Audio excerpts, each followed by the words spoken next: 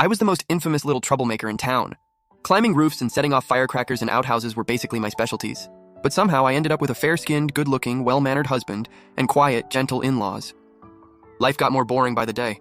Until one day we visited some relatives, and they treated my mother-in-law like a maid right in front of us. I asked my husband, can I lose it? He said, if you can, please hurry.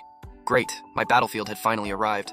Ever since I was little, I was the most infamous little troublemaker in town. Even though I was a girl, I could climb roofs and set off firecrackers in outhouses better than the local punks. My mom worried herself sick over me, saying, what boy would ever dare marry a girl like you? I was confused. Do I have to be wanted by someone? Will I drop dead if no one wants me? My mom said I was too young to understand. But even after I grew up, I still didn't get it. Meeting my husband was a complete accident. One weekend night, I took down 2 thugs with my bare hands. When I turned around, I saw a clean-cut, handsome guy staring at me with sparkling eyes. He said, you're so special, can I pursue you? I asked him, are you afraid to die? He nodded, then shook his head. Under the streetlight, his fair face turned red. If I die in your arms, I'd be more than happy. Well, damn, you're pretty smooth. 3 years later, we got married. He had a good temper, a great figure, was loyal, and treated people sincerely. His family was well off, solid, and his parents were honest. The whole family was gentle and polite. My mom was very satisfied. On my wedding day, my mom held my hand and told me, remember to tone down that temper. This whole family is soft-hearted. Even together, they're no match for you. So don't bully them. I asked my mom, what if they bully me? My mom said firmly, then beat their asses. The mic picked that up and everyone in the room heard it. After a moment of silence, my future in-laws looked thrilled and nodded like crazy. My husband, Fang Jie, blushed and said shyly, wow, does your whole family have some kind of masochist thing going on? Seriously? After visiting relatives after the wedding, I finally understood. They weren't masochists. They were looking at their savior. Early that morning, his uncle and aunt warmly invited us in. Before we even sat down, I heard his aunt ordering my mother-in-law around. Yan Hui, the groceries are bought. They're in the kitchen. Okay, I'll go cook right now. My mother-in-law turned and went into the kitchen. I was totally confused. Whose house is this? His uncle's family invited us over, so why is my mother-in-law cooking? My husband stood up and said, Mom, don't bother, let's eat out. His aunt casually said, Fang Jie, don't call her. Your mom likes cooking. Yan Hui, isn't that right? My mother-in-law lowered her head and smiled awkwardly. Yes, I like it. She skillfully tied on an apron and got busy. Meanwhile, his uncle and aunt sat on the couch with their legs crossed, cracking sunflower seeds. As they spat out the shells, they lectured my husband. Fang Jie, you're young, you don't understand. Back then, your family was so poor they had nothing to eat. We gave you 5 pounds of rice or you all would have starved.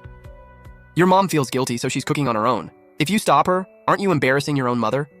Then his aunt called out again, come sweep the floor when you have a minute, it's dirty. My mother-in-law quickly answered and rushed out in a panic to sweep the floor. I lowered my voice and whispered to my husband, what's this 5 pounds of rice about? There was anger in his voice. When I was little, our family was poor. They helped us once. Did you pay them back later? Yes. A month later, we paid them back 10 pounds. Oh, so you paid back double.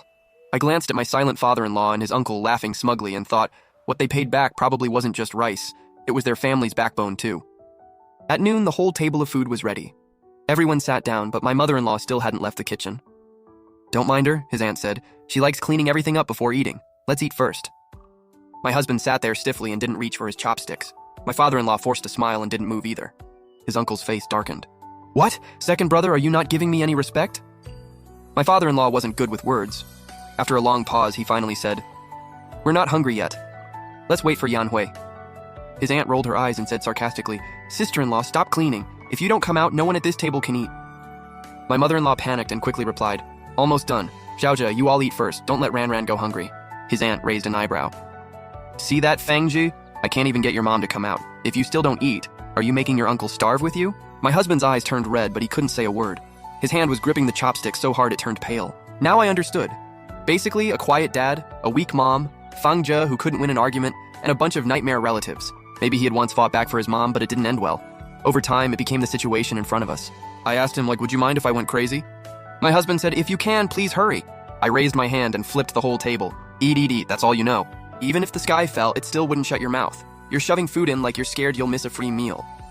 I used just the right amount of force. The whole table of food flew past everyone else and landed straight on his uncle. His uncle was instantly stunned, covered in soup and sauce, looking absolutely pathetic.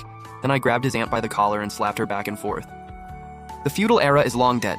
You order people around so smoothly. What, you think you're a landlord? After I got enough slaps in, I grabbed her and shoved her toward his uncle. A private chef costs $2,000 an hour. My mom worked for an hour and a half, so that's $3,000. Transfer it now.